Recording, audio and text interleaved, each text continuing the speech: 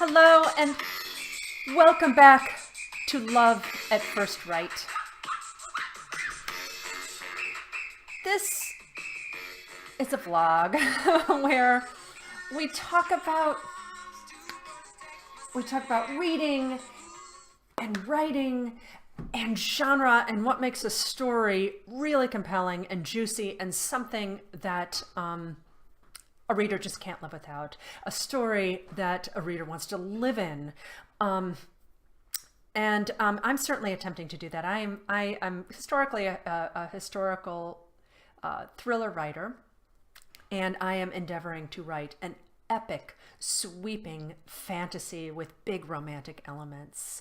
I first became interested in the romance genre, and my novel, by the way, my series, by the way, will not be a romance series per se.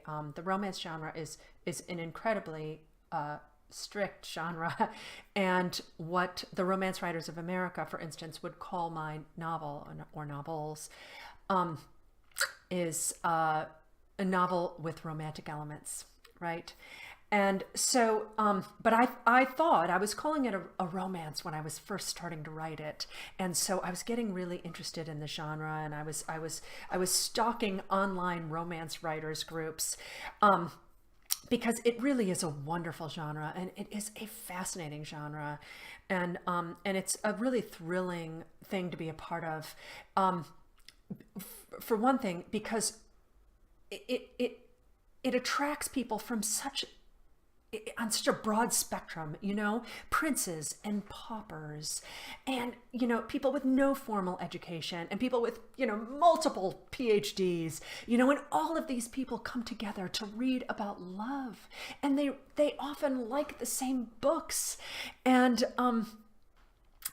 we'll go through we'll go through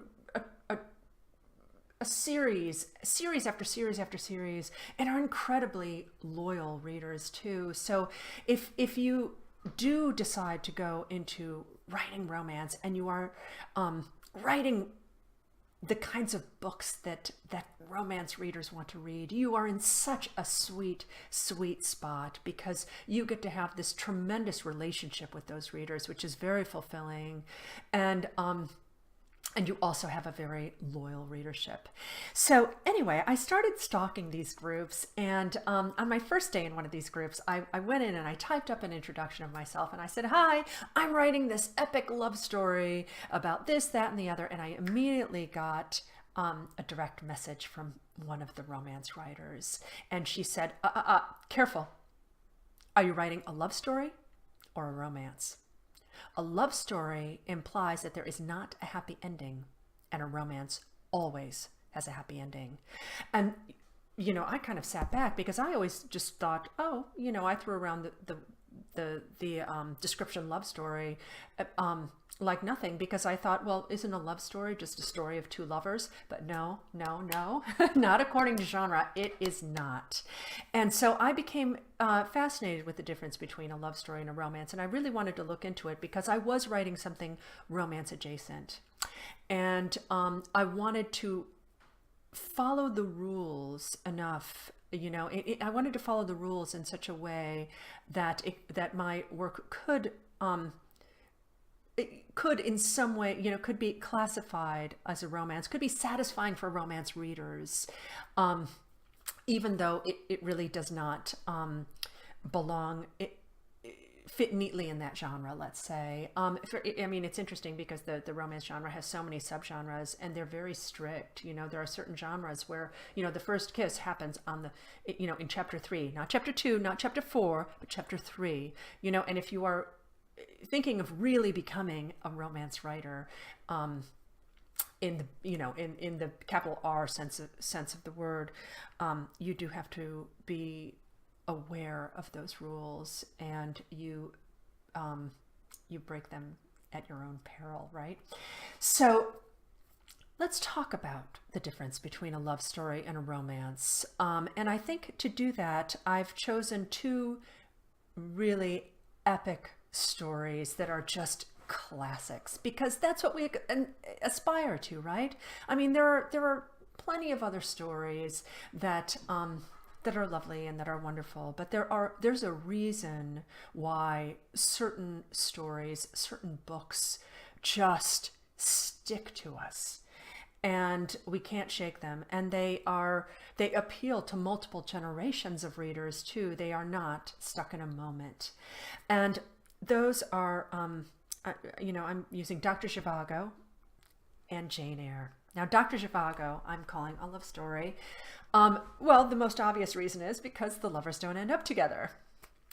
Towards the end of the story, after having already been separated for at least a couple of years, I think at that point, Zhivago is on a tram and he sees Laura, the love of his life, walking down the street, and he stops the tram and he starts running after her, and his heart is already weak because of everything they've been through and because of war and because of all of these heartbreaks that he has had to suffer through.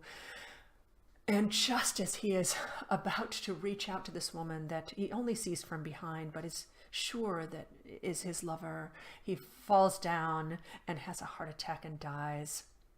And not long after that, Laura herself dies. She dies in a gulag in Russia, as many people did back then. And that is... that, of course, is the disqualifier, right? These people don't end up together. But there's a greater disqualifier with Dr. Zhivago, and that is that Zhivago is a married man. And that, now, marriage as an obstacle is not uncommon in romances, but it is an obstacle that has to be gotten over because there is a very strong moral component to romances and great literature and stories that really stick to us, that really resonate. And I think that we break those norms again at our peril, right? And so Zhivago is a married man, and he's not just a married man. He's married to a wonderful woman. He's married to a woman he loves, with whom he has a child, and he is very close to her family. In fact, they raised him after his mother died. And so his wife is not only his lover, but she is in a way his sister. They're that close. And yet, because of history and war and these tremendous circumstances, he ends up meeting Laura and falling desperately in love with her, and he tries to resist her. She tries to resist him. She even ends up marrying, and hers is also a real marriage, although her husband does betray her for politics and ideology and leaves her. But still, she is married, and he is married, and they do end up having a sexual relationship, and they also end up having a child and being separated, and then suffer the ultimate price, you could say, for having given in understandably to their love. They die and they lose their child as well. And it is so heartbreaking. That story is so heartbreaking, and it is a love story precisely because we love these people and they love each other, and we understand them, and we understand why they have been through what they have been through and the choices that they have made, and we could see ourselves making the same choices. That is the heartbreak of it. And yet still, I think that is a moral obstacle that love could not, at least in literature, overcome. Now, Jane Eyre, the reason why Jane Eyre can overcome the marriage, the fact that the protagonist is a married man, and they can end up living happily ever after, which you must do in a romance, as we've said, right? Is because of tremendous extenuating circumstances once again, and the way the story plays out. Now, of course, Jane Eyre is as sweeping and epic and heartbreaking and heart-wrenching as Zhivago is in many respects. She is this poor orphan girl who is treated miserably and rises above this, and ends up being a governess for this mysterious Mr. Rochester, who she falls in love with. And they overcome her being poor and him being very wealthy, so that her station in life is something that they are actually, I don't know if easily, but they are certainly able to overcome. But then the one thing that they cannot overcome is the fact that she discovers that he is married, even though he is married to a woman who he was tricked into marrying and who is criminally insane and locked in his attic. Jane can hear her eerie laughter. This woman, Bertha is her name. Bertha is criminally insane and tries to burn down Rochester's house, tries to burn him to death. She violently attacks his brother. She is, in all respects, someone you can understand why he wants to get away from, and someone he did not deserve. And yet it was almost impossible to get a divorce in Victorian times. And he loves Jane desperately, and she loves him desperately. And he offers her the opportunity for them to move to France, where they could live as husband and wife and not be married and not suffer the sort of social consequences that they would suffer in England. And before she is tempted to say yes, Jane runs away because she will not be his mistress. And she runs away, and in the meantime she inherits all this money, and all these things happen, and she gets reunited with her family. But one day she hears Rochester's voice in her head. You know, it's just this sort of ghostly voice, and she knows that she has to go find him, and she does, and she finds him. And it turns out that the mad woman in the attic, Bertha, his wife, had burned down his house and then committed suicide. And while his house was burning, Rochester went and he saved all the servants, but in the process he was blinded, and his hand was burned and maimed. And there he is, a shell of the man he once was. And yet Jane still loves him and hopes desperately that he'll ask her to marry him so that she can take care of him. And he does. And over maybe a couple of years, he slowly regains his sight, and he is redeemed for having been married, and they are able to live happily ever after that point, but only after they had to crawl over broken glass to get there. So that's really it. Those are the two really, I think, major elements. If you are writing if you want to write a romance adjacent story, the two critical components of the romance genre that you must adhere to